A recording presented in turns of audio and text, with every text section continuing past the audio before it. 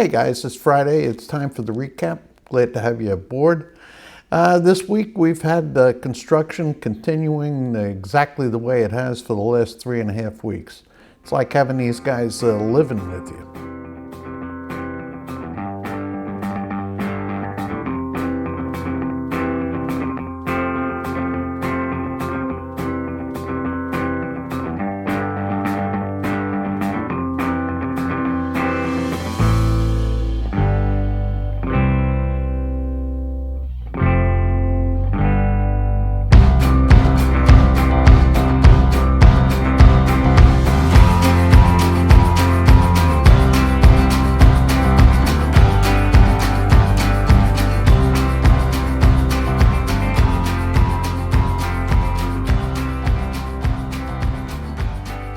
During the week, I continued my program of introducing you to interesting places in Morristown. And what I did was I took Mary Kate to do a little program on Washington's headquarters that's here in Morristown, which I've never seen before.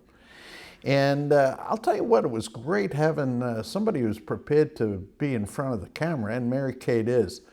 I made a lot of mistakes, but what I'm going to do is there should be a little card somewhere on the top of this video that'll link you to it, and also I'll put a link at the tail end of this.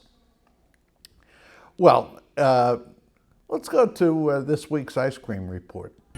Well, the thing that got me over here to ShopRite in their big snack department is this article I read about this ice cream company that came up with mac and cheese flavored ice cream.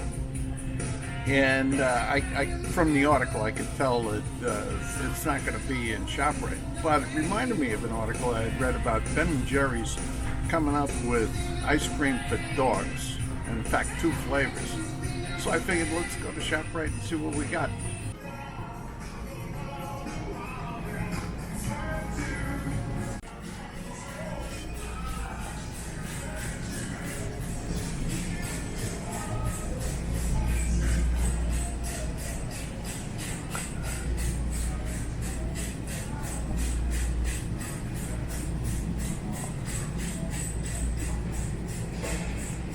The soundtrack to your shopping experience. Village Radio.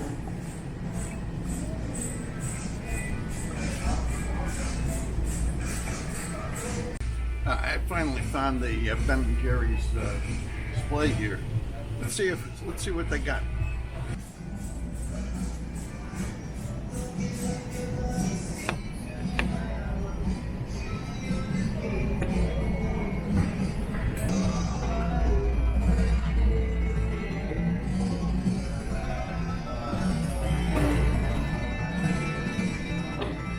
Through that whole thing, and there's absolutely no not dog flavored, but ice cream for dogs. It just doesn't exist in here. I'm totally disappointed. I mean, ShopRite, they're great for snacks, and how they could skip having Ben & Jerry's dog ice cream is, quite frankly, beyond me. Yeah, there was no way I was going to buy either the mac and cheese ice cream if it was even available, nor would I have bought the doggy ice cream. I'm not that much of an ice cream guy, but I suppose there are people who are doing exactly that, buying it, and well, I don't know. I guess it makes dogs happy. Now, I'm not really continuing the food thing, but I did do a report which at the end of it, it actually turns out to be about fake news. Here it is.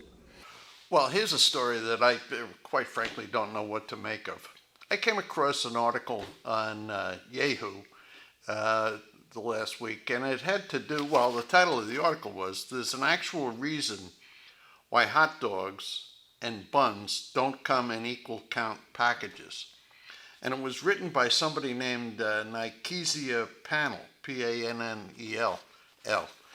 And I took a look at this article, and I said to myself, this might be something I can get myself behind. And the article pointed out that hot dogs come in packages of 10, Buns come in packages of 8. If you want to get an equal number, you've got to buy 5 packages of hot dog buns and 4 packages of hot dogs.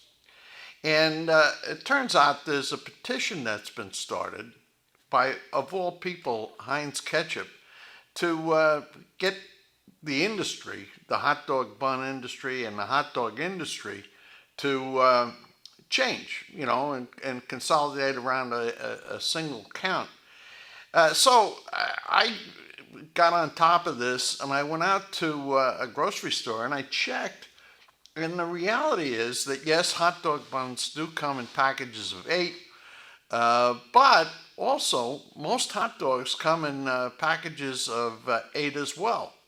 And I said, I ended up scratching my head saying, what kind of a problem are these people trying to solve?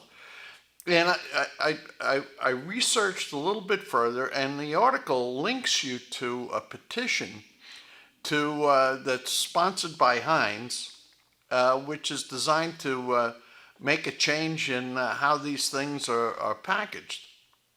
Believe it or not, 25,000 people so far, as of today, have signed this petition. And I go into a grocery store and I'm just not finding it. I mean, the only odd size set of hot dogs that I saw was some chicken franks that came in a package of 7.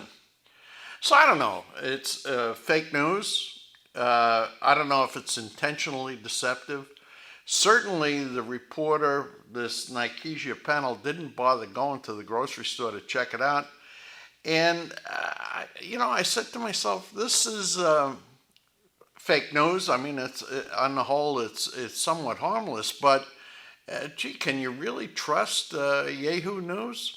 I think not, and maybe that says something about most news. That is, all the news that you're going to see that's not on the weekly recap. Anyway, take that for what it's worth. Just an oddball thing. Well, I regret that I devoted so much time to food in this recap, but that's the price you pay. I mean, I do this, I investigate this kind of stuff so that you don't have to, and also so that you stay right on top of everything that's going on. So anyway, that's this week's report. Looking forward to a good weekend. I hope without a lot of construction going on outside. And we'll see you next week. Everybody take care.